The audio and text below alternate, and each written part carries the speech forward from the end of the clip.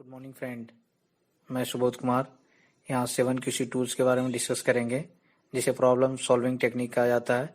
जैसा कि हमने पार्ट 1 और पार्ट 2 में 7QC टूल्स के कुछ पॉइंट कवर किए थे, जिसमें पहला पॉइंट चेक शीट, दूसरा कंट्रोल चार्ट, तीसरा कॉज एंड इफेक्ट डायग्राम, चौथा पेरेटो चार्ट था। सो हम आगे नेक्स्ट 5th पॉइंट हिस्टोग्राम से स्टार्ट करेंगे। Histogram of graph of distribution of data, ये एक ग्राफ है जो डेटा के डिस्ट्रीब्यूशंस को दिखाता है बाय सेंटरिंग और by dispersion and by shape. जैसे पहला है नॉर्मल डिस्ट्रीब्यूशंस में, दूसरा यूनिफॉर्म जिसे रेक्टेंगुलर शेप में कहा जाता है, तीसरा स्क्यू टू लेफ्ट, चौथा skew to right, bimodal और जे शेप में दिखाया गया है। सो नेक्स्ट हम इसे कब यूज करते हैं? When the data are numerical, जिस समय डेटा अगर न्यूमेरिकल हो तो उस केस में हम देख सकते हैं। फिर when you want to see the shape of the data distributions, अगर हम डेटा डिस्ट्रीब्यूशंस को देखना हो तो उस केस में हम देखते हैं कि हमारा डेटा किस हिसाब से डिस्ट्रीब्यूट किया गया है।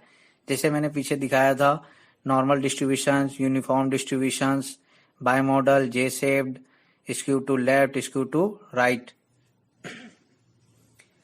Whether the output of a process is distributed approximately normally,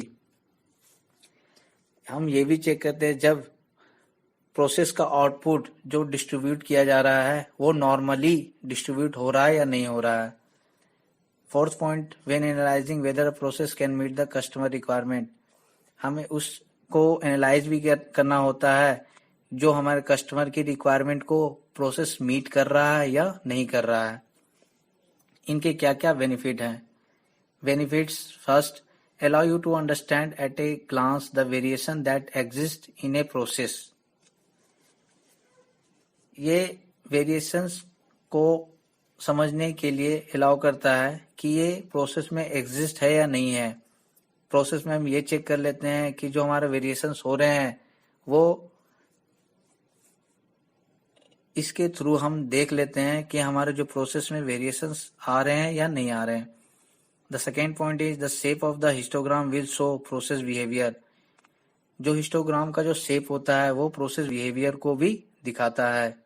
the third point, use to determine the capability of process, जो हमारा प्रोसेस है उसकी कैपेबिलिटी को भी देखने के लिए हम इस टूल का यूज करते हैं कि जो हमारा प्रोसेस है वे वेल कैपेबल है या नहीं है।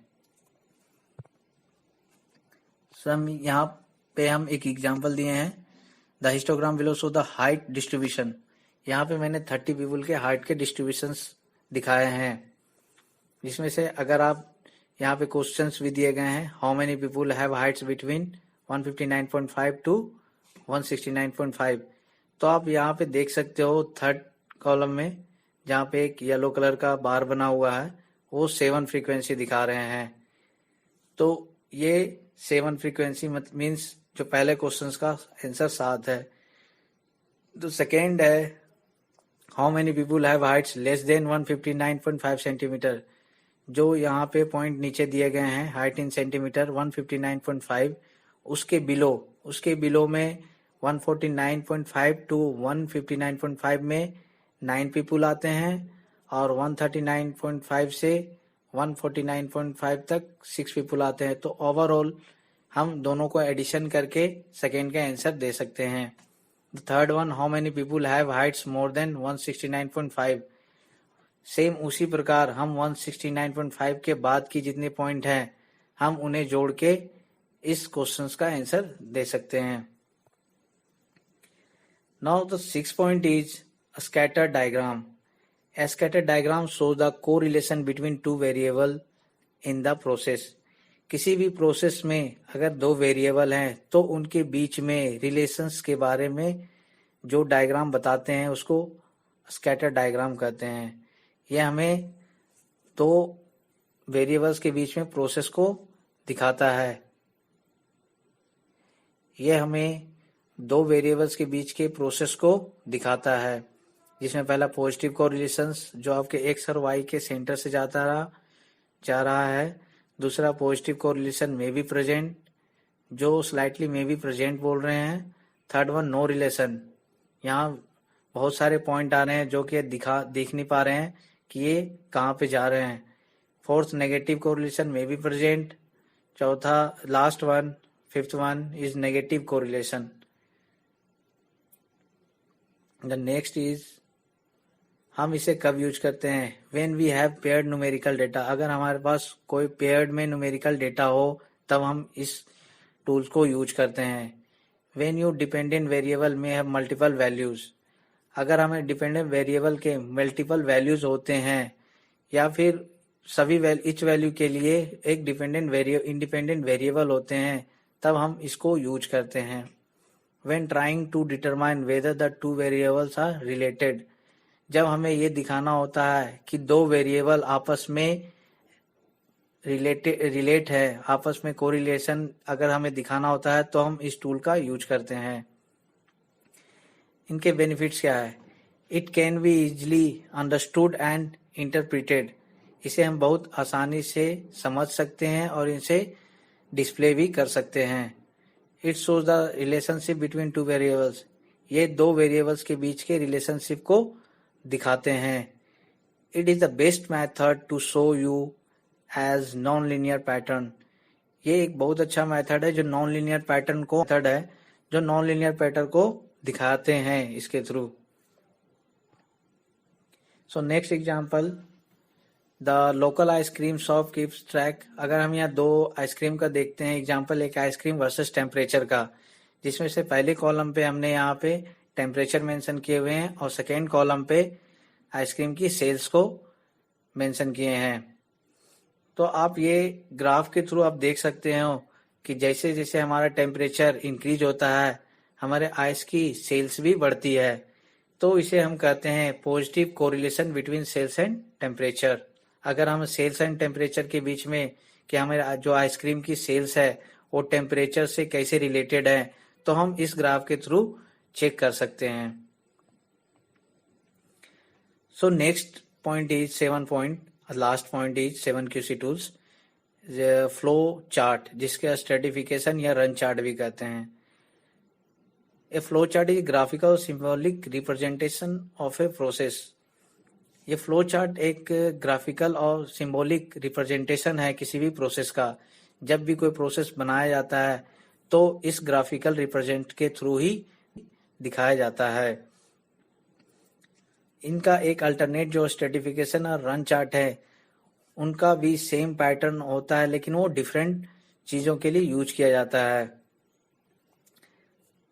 सो यहाँ पे मैंने अलग अलग सिंबल दिए गए हैं। जो स्टार्ट के लिए एक सर्कल बना हुआ जो स्टार्ट टर्मिनेटर है, प्रोसेस के लिए एक रेक्टेंगल है, डिसीजन मेकिंग के लिए एक डायगोनल होते हैं, फिर डेटा के लिए रेक्टेंगुलर शेप में, एंड डॉक्यूमेंट के लिए ये जो ब्लू कलर का आपको दिया हुआ है, और अगेन एक बैंड सर्कल में आपका इन टर्मिनल।